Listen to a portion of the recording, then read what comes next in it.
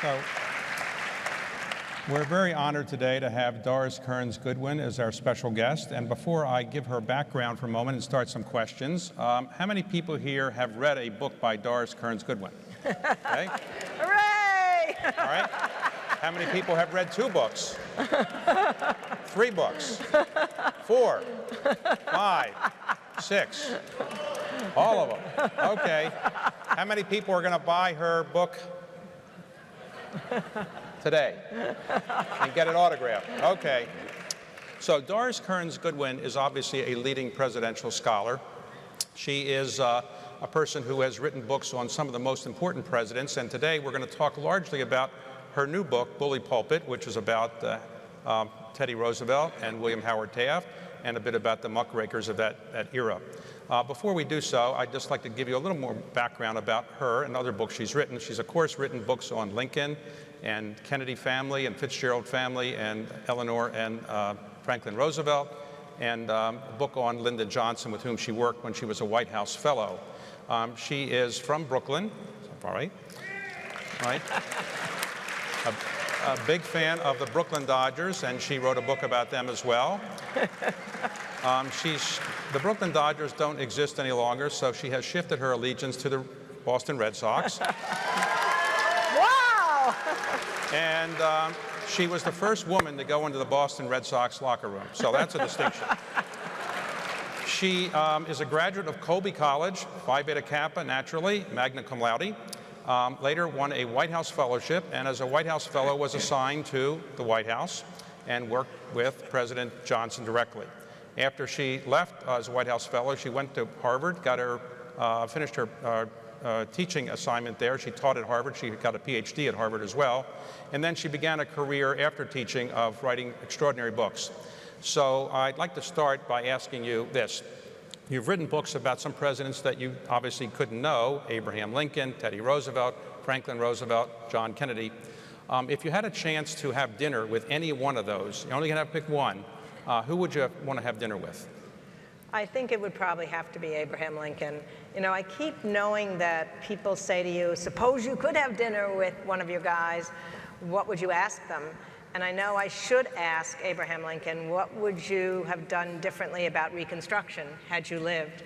But I know I wouldn't ask him that. I would just say to him, Mr. Lincoln, would you tell me a story? And then if he started telling me a story, his whole face would change, his smile would come on, the story might be a funny story, it might have an anecdote, it might have a moral, it might be a dirty story, and I would see him come alive. And the idea of this man, Abraham Lincoln, who I thought about every day for 10 years, coming alive and soothing his melancholy by telling a story to me, would be my favorite dinner I could possibly imagine. Right, but suppose you had a chance to ask one question of each of the others. So what question would you want to ask of, let's say, Franklin Roosevelt? You had a chance to ask him one question. I guess with Franklin Roosevelt, and it may well be in part because I just went to the Holocaust Museum today, I would want to ask him, when you think back, is there more you could have done? I understand that once World War II happened, the doors Hitler closed forever to the Jews. But is there more you could have done to bring more Jewish refugees to the country before that moment? Right. And what would you ask Eleanor Roosevelt? Oh, I think what I'd ask Eleanor is, in fact, it happened when I was working on the book. There were so many times when I felt there was such love between Eleanor and Franklin, and yet such hurt because he had had an affair so many years before. And I would ask her again, just forget that affair. I know he loves you. And I would talk to her when I was writing the book and just tell her, you know, just remember, you are so much better than any of these other women in his life. Just absorb the fact that you are Eleanor and just be closer to him, because he was lonely in those years, and there was still a resentment, understandably, that separated them from their beds from each other, but made them these incredible partners. But I guess I'd try and tell her, I know him, and I know he wants to be with you more, and if you could stay home a little more, I think it would be good. Wow. Wow. So if you hadn't been a presidential scholar, you would have been a marriage counselor, right? So what would you ask Teddy Roosevelt? Oh, wow. These are great questions. I mean, I think I would ask Teddy, why couldn't you have waited to run for the presidency until 1916? You and Taft were such great friends. He loved you. You knew when you did that daring act of running against him in 1912 that the chances were the Republican Party would split and the Democrat would win. Why couldn't you wait? I mean, I think I know the answer in part. He loved being at the center of attraction so much that he couldn't bear being out of power. This is the part of him that I least liked, even though I loved the fact of him wanting to be in the center of power. His daughter Alice said he wanted to be the bride at the wedding and the corpse at the funeral and the baby at the baptism. But had he been able to wait, he would have been president in 1916. He would have been the World War I leader. He would have gotten what he wanted to be in the most dramatic times, but he couldn't wait. And I would say, why didn't you wait?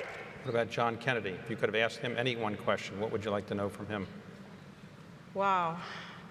I guess this may put me back in the marriage counselor route because I would say to him, when the presidency is so exciting and it's the greatest job in the world and you've got such talent, why would you ever take a chance by having these involvements with these other women while you are president? It seems to me incomprehensible that it's not an adventure enough to be president.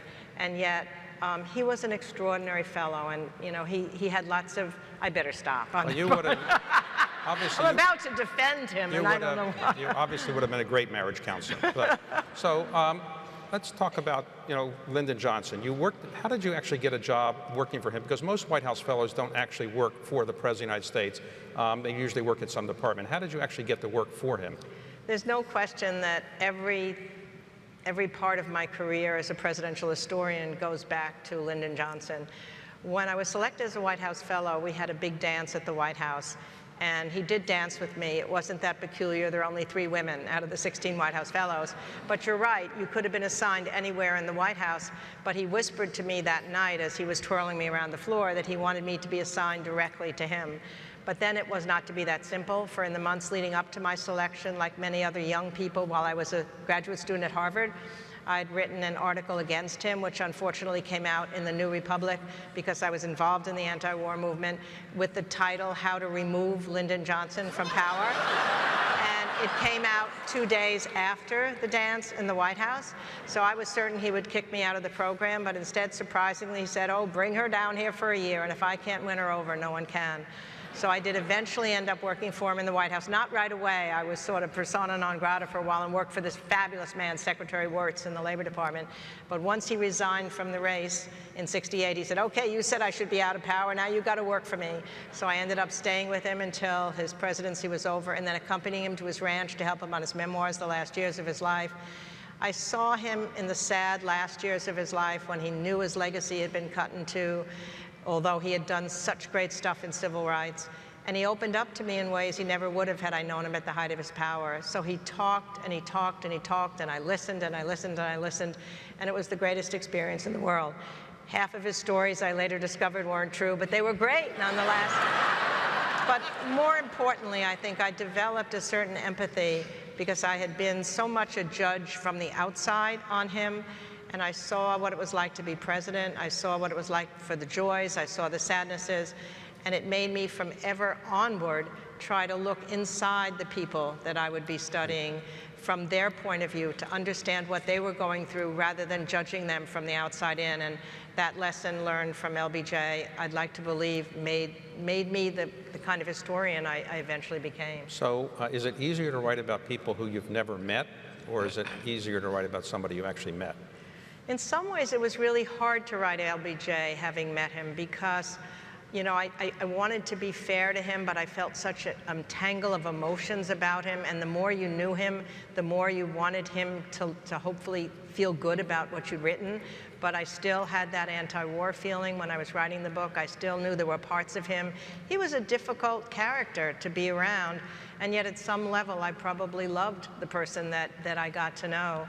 So I think there were lots more emotions involved in writing about him than were about these other people. But in a certain sense, once I spend 10 years with Abraham Lincoln, or 7 years with Teddy and Taft, or 6 years with Franklin and Eleanor, longer than it took the war to be fought, I feel like I'm living with them. I'm thinking about them. So that same sense of I feel intimacy, and yet I have to withdraw myself so that I can understand them, and yet I want to be fair, and yet